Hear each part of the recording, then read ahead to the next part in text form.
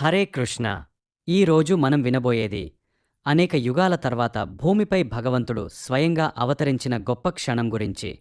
మా ఛానల్ను తప్పక సబ్స్క్రైబ్ చేసుకోండి. భగవద్గీతలో భగవంతుడు చెబుతాడు, నాకు జననం, మరణం మనుషులా ఉండవు.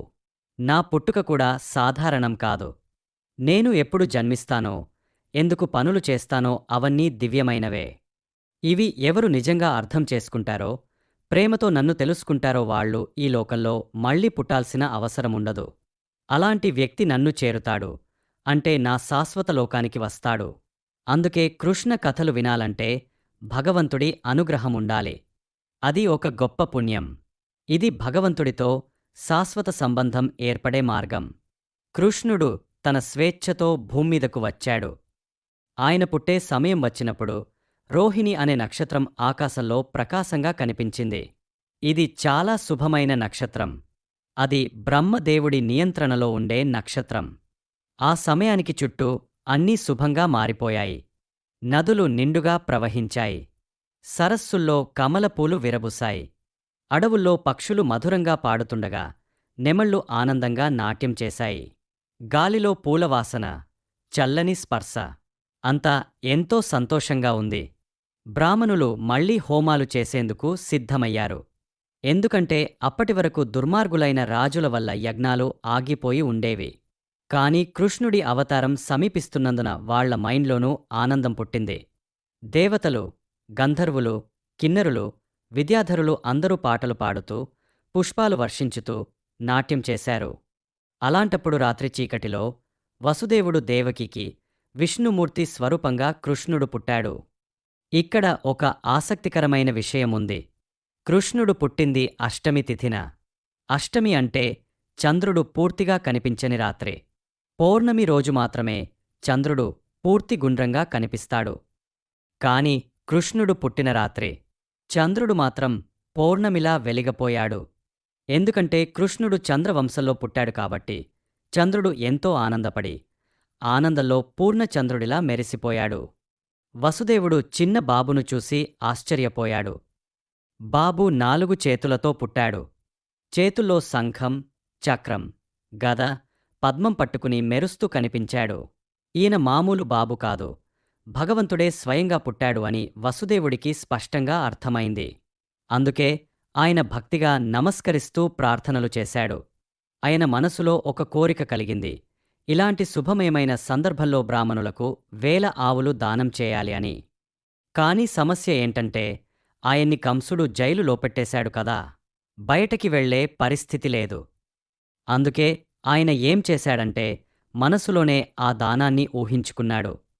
వేద సాంప్రదాయంలో ఒక రాజు ఇంట్లో శుభకార్యం జరిగితే ఆయన ఆనందంతో చాలానే దానాలు చేస్తాడు. ముఖ్యంగా క్షత్రియ రాజులు, బ్రాహ్మణులు, ఋషులకు బంగారు అలంకారాలతో అలంకరించబడిన ఆవులను దానం చేయడం అలవాటు. వసుదేవుడు కృష్ణుడిని చూసి ఇలా అన్నాడు, ప్రభూ, మీరు ఊపిరి తీసుకుంటేనే అనేక బ్రహ్మాండాలు పుడతాయి. అలాంటి మీరు మా ఇంట్లో పుట్టడం నిజంగా అద్భుతం. మీరు అన్ని జీవుల హృదయాల్లో ఉన్నారు. మీరు ఈ లోకానికి బయట కూడా ఉన్నారు. అణువణువులో మీరు ఉన్నారు. అంత శక్తివంతుడు మీరు. వసుదేవుడు చివరగా ఇలా అన్నాడు, మీరు ఇప్పుడే పుట్టారు, కాని మీరు కంసుడిని మరియు అతని అనుచరులను సంహరించేందుకు వచ్చారు. కంసుడు ఇప్పటికే మా పిల్లలను చంపేశాడు. ఇప్పుడు మీ గురించి తెలిసిన వెంటనే మిమ్మల్ని చంపడానికి వస్తాడు అని అన్నాడు. అప్పుడు దేవకి భయంతో ప్రార్థన చేసింది, ప్రభూ, మీరు ఇప్పుడు 4 చేతుల రూపంలో ఉన్నారు. ఈ రూపాన్ని కంసుడు చూస్తే చాలా ప్రమాదం. దయచేసి మీరు సాధారణ పసిబాబులా మారిపోండి. కంసుడు మిమ్మల్ని గుర్తించకుండా ఉండాలి అంది. అయితే ఇక్కడ ఒక గొప్ప విషయముంది. వసుదేవుడు, దేవకిలు ఇంతకు ముందు జన్మలో సుతప, పృష్ణి అనే భక్తులు. వాళ్ళు చాలా సంవత్సరాలు తపస్సు చేసి భగవంతుడిని ప్రార్థిస్తూ, ప్రభు, మీరు మా కొడుకుగా పుట్టాలి అని కోరుకున్నారు. అప్పుడు భగవంతుడు చాలా ఆనందంగా ఇలా అన్నాడు, మీ కోరిక నెరవేర్చుతాను. నేను మీ కొడుకుగా 3 సార్లు జన్మిస్తాను అని చెప్పారు. ఆ మాట ప్రకారం మొదటిసారి ఆయన పృష్టిగర్భుడు అనే రూపంలో పుట్టారు. రెండోసారి వామనావతారంగా పుట్టారు. ఆ సమయంలో వసుదేవుడు, దేవకీలు, అదితి, కశ్యపులు అనే పేర్లతో పుట్టారు.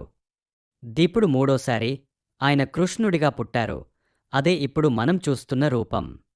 ఆ తరువాత కృష్ణుడు వాళ్లతో ఇలా అన్నాడు: ఇప్పుడు వెంటనే నన్ను గోకులానికి తీసుకెళ్ళండి. అక్కడ యశోదకు పుట్టిన అమ్మాయితో నన్ను మార్చండి అని చెప్పాడు. అంతే, వెంటనే కృష్ణుడు సాధారణ బాబులా మారిపోయాడు. ఆ సమయంలో యశోదమ్మకి ఓ బిడ్డ పుట్టింది. ఆ అమ్మాయి బిడ్డ ఎవరో కాదు, భగవంతుడి అంతర్గత శక్తి అయిన యోగమాయ. అదే సమయంలో కంస మహల్లో ఉన్నవాళ్లందరూ తీవ్రమైన నిద్రలోకి వెళ్ళిపోయారు. తాళాలు, గేట్లు, గొలుసులు అన్నీ వాటంతట అవే తెరుచుకున్నాయి. ఎవరి చేతి సహాయం లేకుండానే అన్నీ స్వయంగా జరగడం మొదలైంది. ఇవన్నీ యోగమాయ ప్రభావమే. వసుదేవుడు చీకటిలో శ్రీకృష్ణుని చేతుల్లో ఎత్తుకుని జైలు బయటకి వచ్చాడు. ఆయన అడుగులు వేయగానే చీకటి అంతా తోలిగపోయింది. కృష్ణుడి తేజస్సుతో చుట్టూ వెలుగు నిండిపోయింది. ఆ సమయంలో వర్షం బాగా పడుతోంది.